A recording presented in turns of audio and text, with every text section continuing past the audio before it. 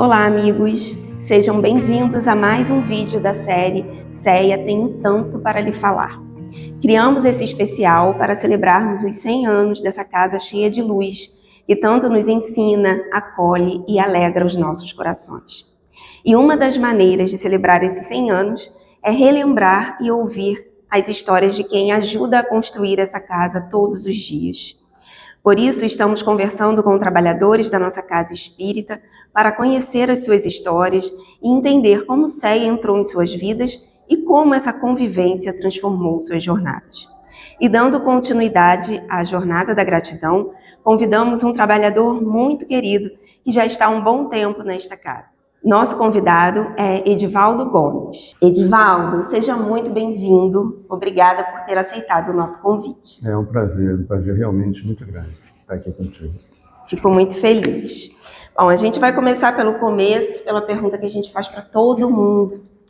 Conta pra gente, em que ano você chegou no Céia, como você chegou e como é que foi esse momento para você? Mas olha só, eu acredito que tenha mais de 30 anos que eu já estou aqui na casa, né? Eu pedi a Rosimar para dar uma olhada para mim e ela viu que eu sou sócio da casa desde 1997. Quando eu te contar o motivo por que eu vim, aí você vai entender por que eu estou aqui bem antes disso. Porque eu estava passando um período, o Brasil inteiro estava passando um período de recessão e eu fiquei desempregado. E a minha tia, Maria, que é irmã do meu pai, ela frequentava a casa. E ela falou, pô filho, vamos lá na casa fazer colocar teu nome lá numa salinha e tal, para ver se ajuda, se esse aperto que você está passando é em função de alguma influência negativa e tal. Se não fizer bem, mal não vai fazer. E eu vim para casa, fiz uma inscrição, assisti palestra. E nesse período que eu estava assistindo às palestras, eu tive contato com o Zé Paulo, com o seu Humberto, com a Dona Neide. E aí não tem como não se contaminar, né? Tanta empatia, tanta, sabe, vontade de ajudar e tal, e a seriedade da casa. Eu frequentava a igreja católica, mas era um daqueles católicos que vai à missa uma vez por semana e já fez a sua obrigação. Mas eu sabia que tinha necessidade, que nós todos temos a necessidade de fazer alguma coisa a mais. Mas eu não consegui me envolver. Tem pessoas que conseguem se envolver, mas eu não consegui me envolver, não achei os caminhos para me envolver desse jeito que eu me envolvi aqui na casa, na igreja católica. Então, o meu início foi esse, né? Foi uma tentativa de melhorar um pouquinho a minha vida, porque eu fiquei desempregado, foi uma crise muito grande na época do Collor e tal, o Brasil todo estava num reboliço danado. E aí eu fiquei desempregado um largo período.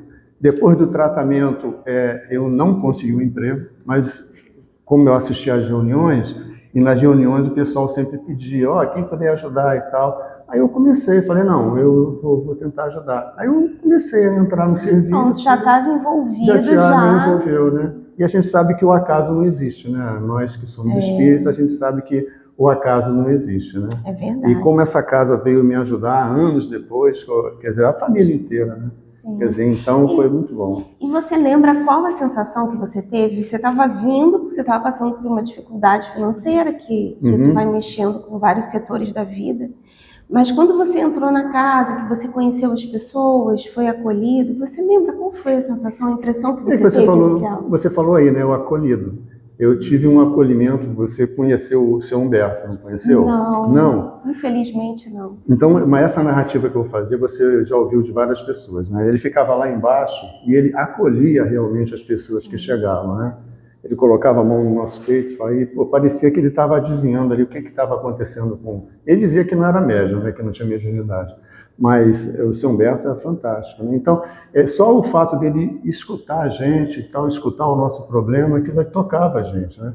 E o esforço, o trabalho que era desenvolvido pela casa, a gente começou a acompanhar, aí acabou se envolvendo por ele, né? E estamos aí até hoje, né? Já tem bastante tempo. E uma curiosidade, né? O interessante desse acolhimento, a maioria das pessoas falam do acolhimento quando chegam aqui, e quem conheceu o seu Humberto falam desse acolhimento dele. Ele está ali embaixo, de acolher. E agora uma curiosidade minha, assim, como é que era a casa quando você chegou? A casa, fisicamente, né? A casa, quando eu cheguei, tinha um salão, o prédio da frente, do Salão São Francisco, e essa casa aqui, ela estava sendo construída.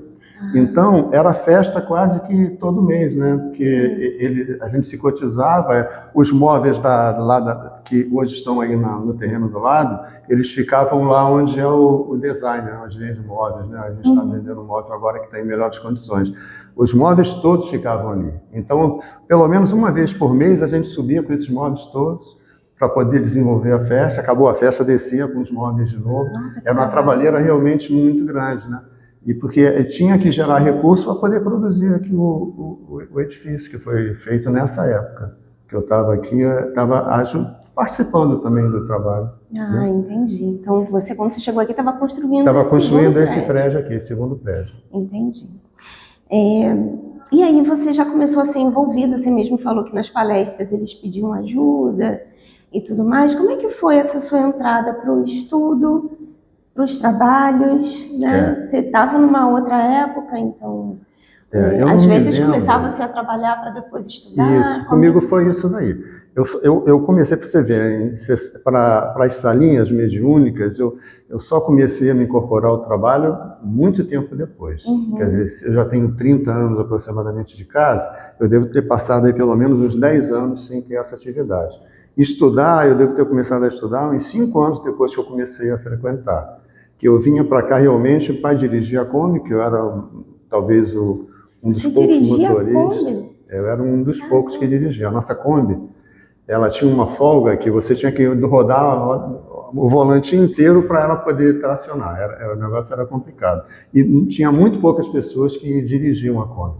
Aí, em função do trabalho que eu exercia, que eu trabalhava fazendo obra e tal, e de vez em quando aparecia uma Kombi dessa nessas condições para a gente poder dirigir. Então eu tinha mais ou menos uma habilidade, uma experiência, né? Aí eu peguei a Kombi e dirigi a Kombi durante muito tempo. Então eu comecei nessa atividade. Entendeu? Aí eu fiz um cursinho comecei a estudar, aí fiz um cursinho de atendimento fraterno, fiz um cursinho de passe, aí comecei a dar passe, atendimento fraterno. A reunião da Dona Neide era quinta-feira à noite. Então a Fátima Mendes ficava back dela, né? Ficava em segundo, era a segunda da Dona Neide. Então, quando a Dona Neide não podia fazer, quem fazia a reunião era a Fátima. E eu dava passe nessa época, que era quinta-feira à noite a reunião. A Bisa cantava. Então, mas as coisas continuam mais ou menos muito parecidas, né? Sim. Mais ou menos parecidas. As pessoas é que vão mudando, né? Mudando, mas se você observar bem, tem pessoas que vêm para casa e ficam, né? Tem pessoas que realmente, né? Vão para outras casas e tal. É até interessante, porque se realimentam aqui no Humildade e Amor, adquirem experiência e vão fomentar a informação em outros lugares. E tem uns que ficam aqui realmente, não conseguem se desgarrar aqui do Humildade e Amor, né? E esse foi o meu caso. Eu vim para cá e eu não consegui. Não consegui sair. Quais são os trabalhos hoje que você desempenha na casa? E qual o trabalho é mais significativo assim, para você? Ou trouxe algum aprendizado mais profundo? Assim? A salinha mediúnica traz um aprendizado para a gente toda semana, né? Quer dizer, se você prestar atenção, toda semana tem alguma coisa que te envolve, né?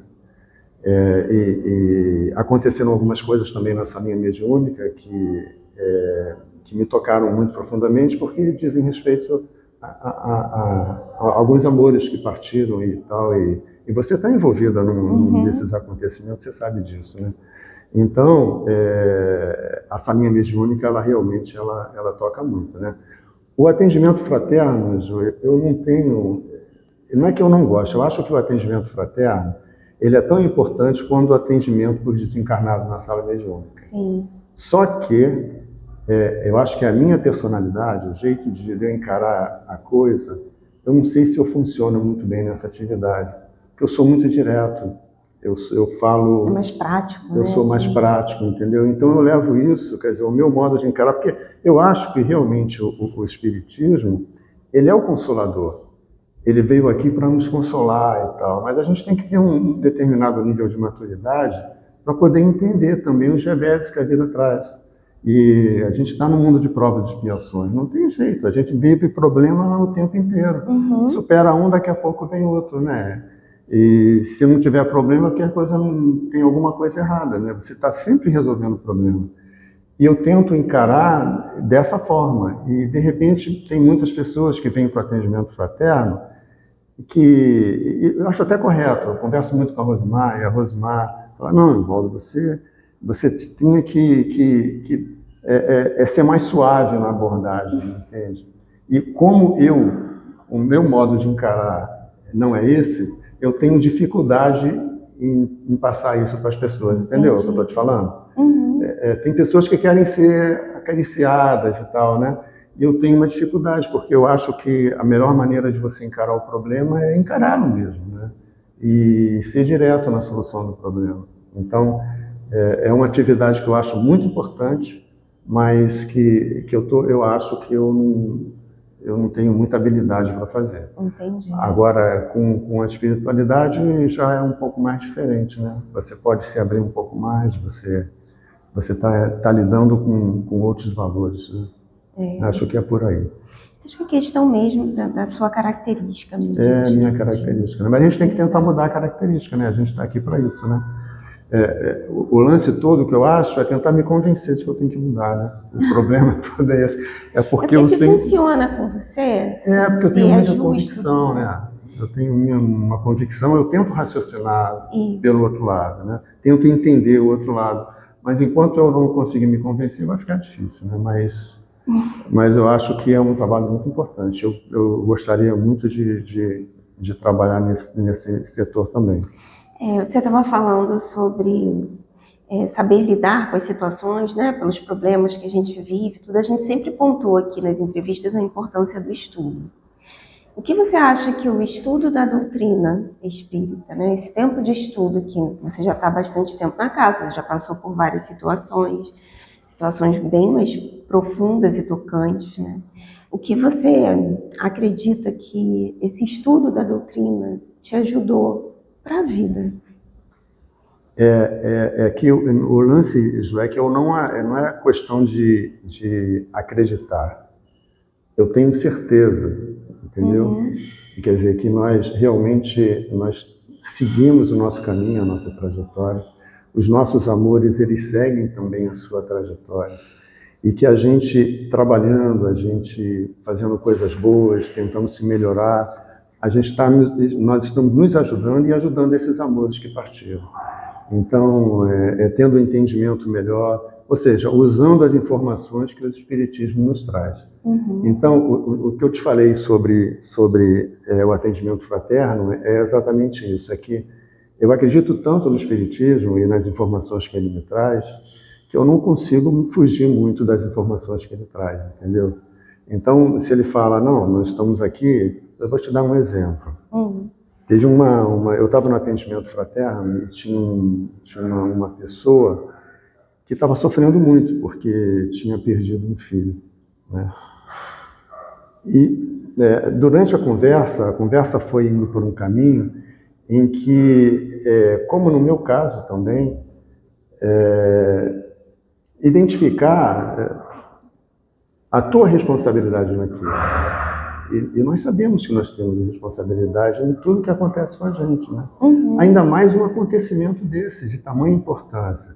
Seria muita ingenuidade minha achar que eu fui submetido a uma experiência dessa e não tive nenhum comprometimento anterior que justificasse isso. Então, eu não consigo conversar com é o que eu estou te falando, né? Entendeu? E esse é um momento para determinadas pessoas de acolhimento, de falar, não entra num assunto desse. Né?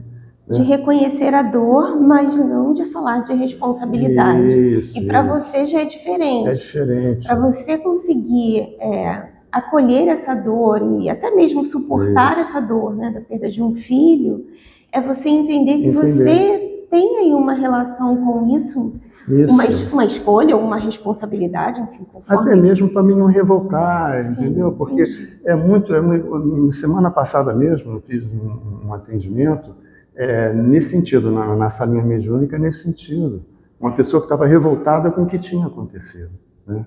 Então, se você não encontrar as respostas, fica mais difícil de você digerir aquilo. E o meu modo de entender a coisa é esse. Então fica difícil, eu sinto que eu estou mentindo para a pessoa, então eu estou sendo desonesto com a pessoa, se eu não passar a informação que eu acho que é a correta e a certa. E nesse caso, eu acredito que a doutrina espírita ela se encaixou perfeitamente nessa lógica, nessa forma de você enxergar a vida. Ao tal ponto que se um dia alguém me convencer que a doutrina espírita não é verdadeira, vai ficar muito difícil eu encontrar base para me sustentar, porque eu estou todo apoiado nela, entendeu?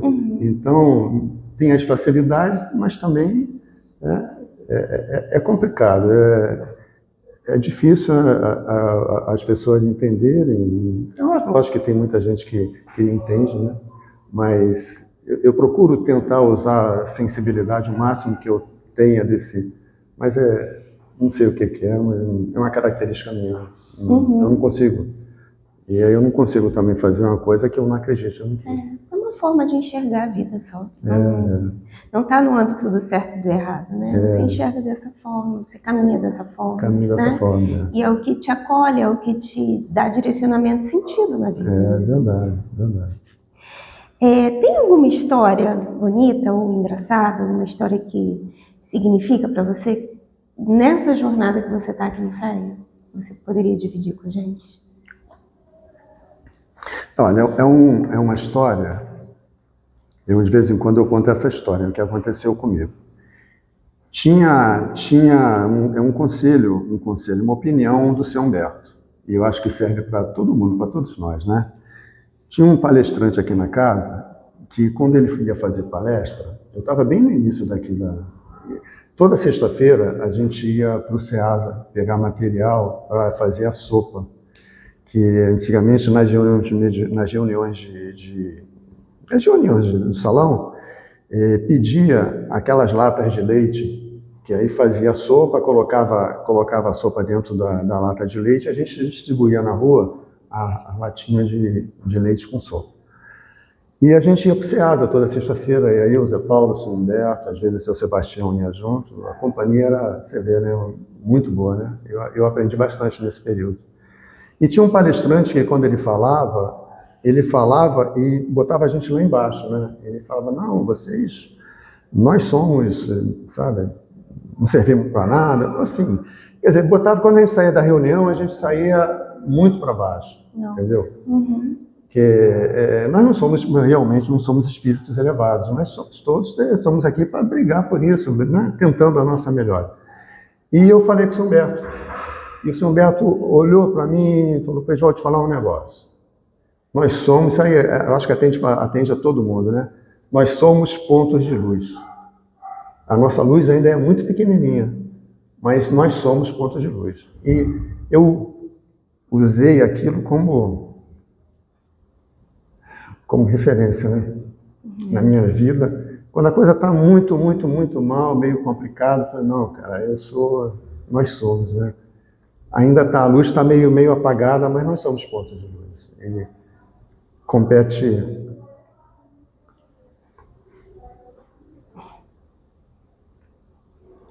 Eu não vou pedir desculpa não, porque é normal a gente se emocionar, né? Compete a gente, né, fazer um esforço danado para se melhorar, para poder expandir essa luz e fazer com que ela floresça cada vez mais, né? Então, temos que ter coragem para tomar as atitudes que o Espiritismo nos ensina, né? Então, isso que o São Humberto falou para mim foi muito importante. E eu te juro, eu confio muito no São Humberto, por ter vivido, por ter, sabe? Ele foi não é que fez o São Humberto, mas é que ele representou o início do Espiritismo na minha vida, né? Quer dizer, na verdade é o Espiritismo, são informações que ele nos traz, na verdade é Jesus, que é o grande patrono do Espiritismo. Mas o São Humberto foi o meio que a espiritualidade encontrou de mudar a minha vida, né? Foi esse primeiro contato com ele foi muito importante. E realmente deu um direcionamento diferente na minha vida. Entendeu? Bom, a gente já está caminhando para o final e eu queria que você me falasse o que o CEA representa para você em uma palavra e por quê.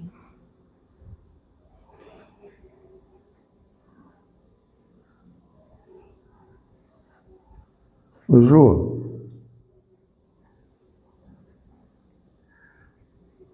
uma palavra. Lar.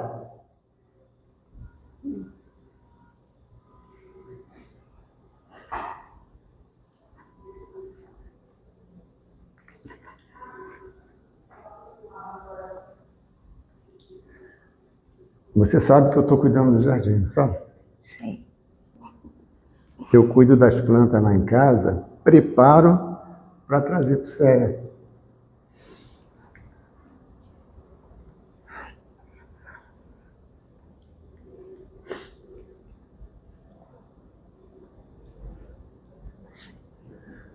Eu não sei se o Céia é a minha segunda ou a minha primeira casa.